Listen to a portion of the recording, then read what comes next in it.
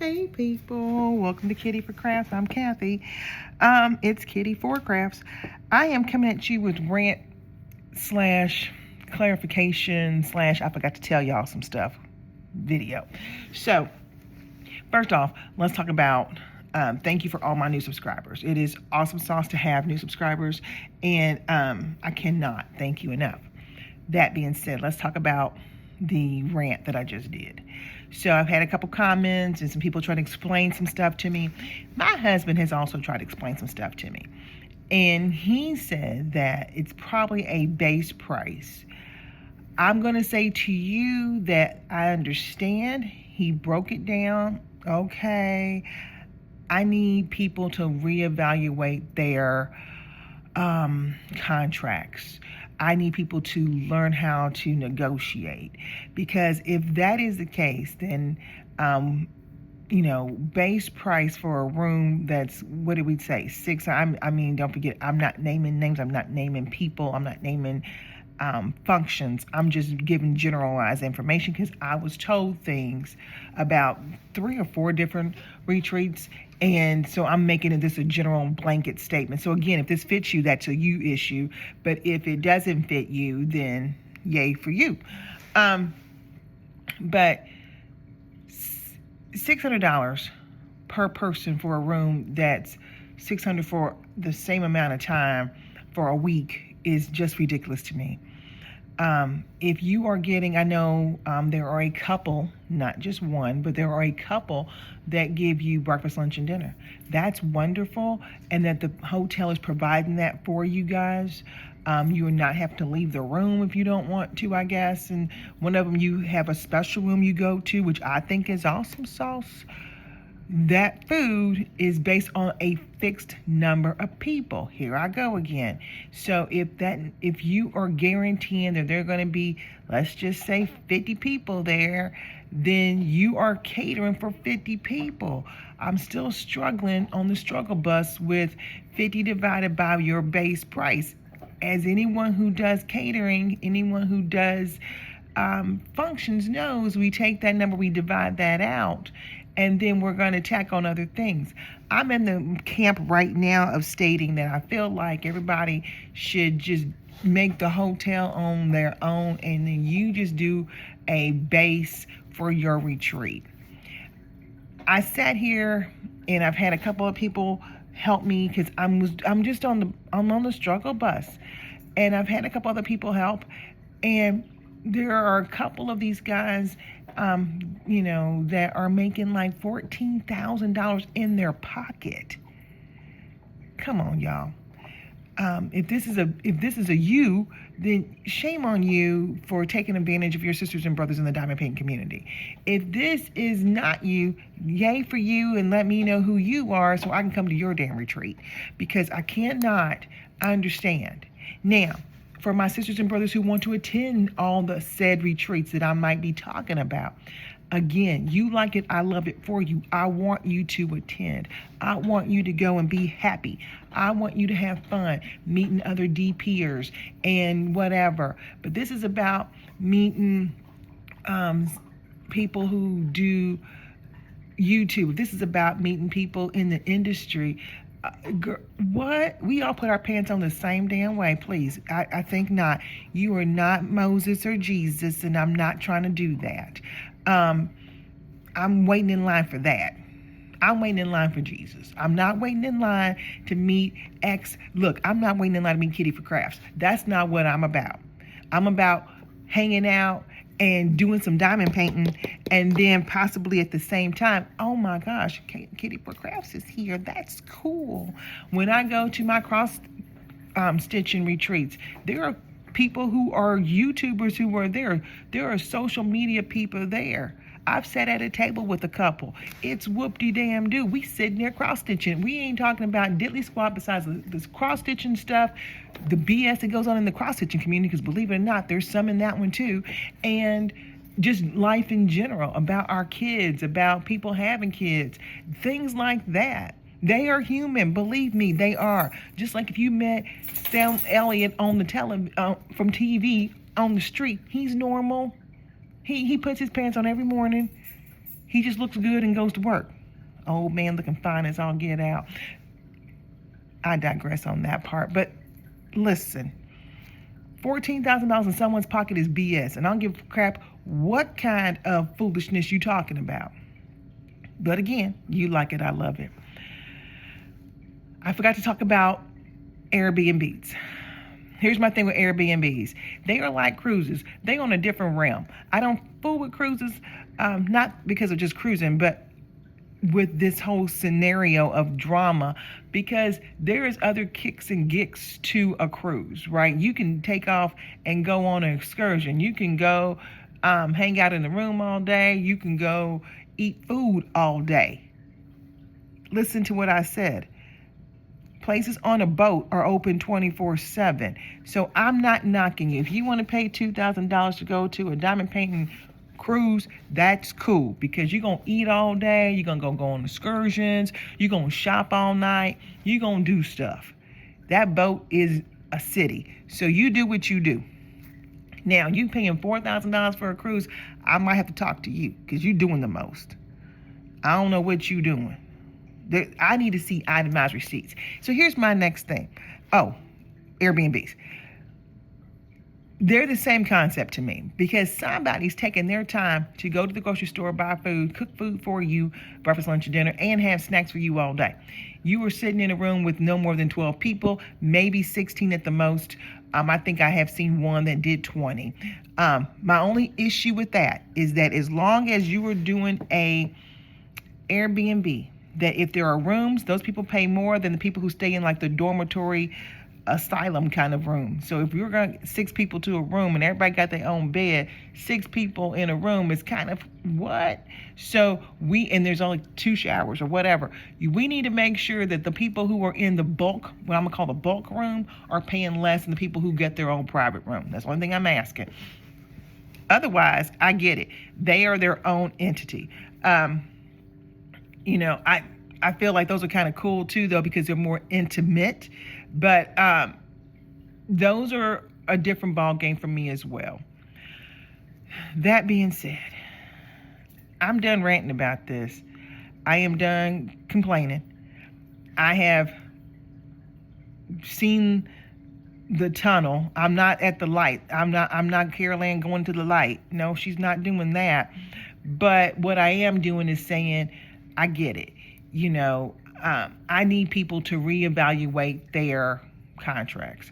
I need people to understand that you've got people out here making $14,000 in their pocket. So if you cool with lining someone else's pockets, that's fine. Again, you like it, I love it for you. I want you to go. I want you to have fun. I just want you to realize what is going on. I'm apt to say, when I go on these retreats now and I feel like, I might start saying, can I get an itemized receipt for what's all included, so that I know what I'm putting my money towards. I know I go to one, I know what that money's for, because it's flat out what the money's for, and I get my own hotel. When I do my cross-stitching one, she does the same thing. You only paying for the retreat. You get your own hotel. I don't care where you stay at. This is what time the hotel is open, or the room for the cross-stitch is open. This is what time it closes. You do you, boo. Lunch is on your own. We serve you breakfast. We will serve you dinner. I mean, that's kind of where I'm always in the game of playing anyway, because I like to get my own lunches, or because I'm too busy trying to go to places I've never been to that I don't have at my own home city. So that's just something else to think about. But just realize, people, you need itemizations. You need to understand where your money is going. These day retreats are quick and dirty. I'm about quick and dirty. Those don't cost much because you're not doing much unless you stay at your hotel because you don't want to drive. That's a you thing, and that's fine. Most of those don't cost more than $75.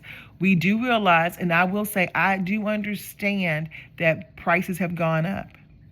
But for someone to line their pocket $14K, it's not going to work for me. So that being said, that's my little gig. Again, I just wanted to throw that back out there. My husband explained some stuff about the flat rate per person. I just want somebody to understand that I get that. I do understand that swag bags are not free. I understand that the conference room is not free. I understand electricity is not free. But I also understand that there's negotiation tactics that can be done, as well as most of this stuff is based on the number of people that you say are going to show up. And they give you a deal based upon that, even on the room block. You're not paying $600 for that room for the week. You may be paying $400 for the room for that week because you're getting a deal. I think that's where this is getting all kind of hairy for me. But that being said, that's my complaint for that. Now, Sparkle FBI.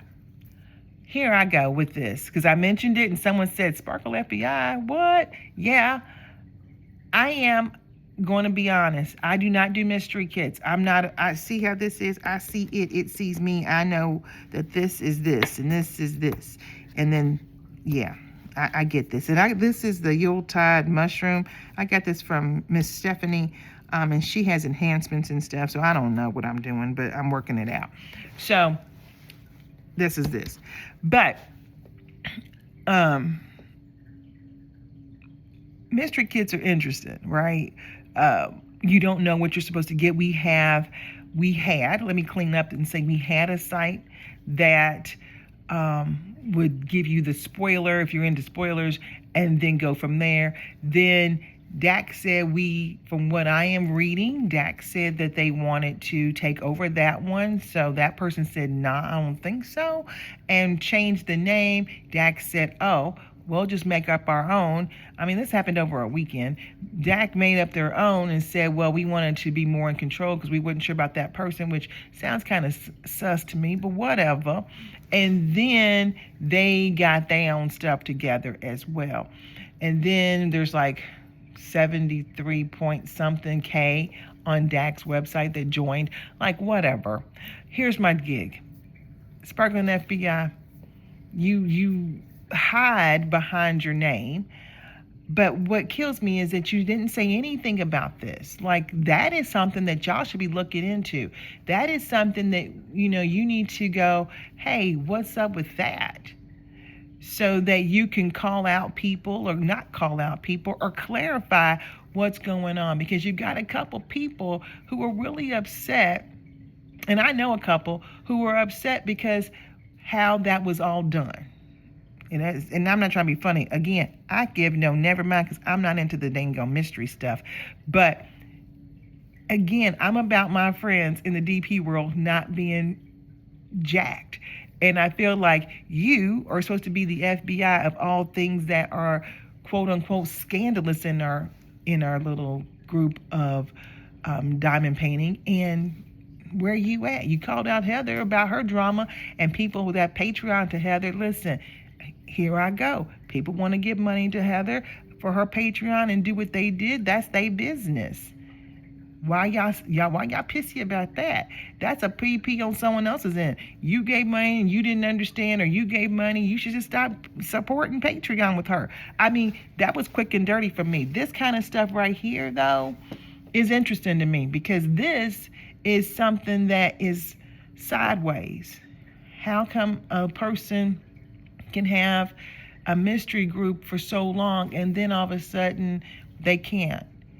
And then a company decides to make up their own in 4 seconds or less. It just sounds kind of sus to me. Again, I don't care. Not my cup of tea. But when my friends are upset or hurting, then I also hurt. And if you're going to be the FBI, then you need to be the Federal Bureau of Investigations for the diamond painting community.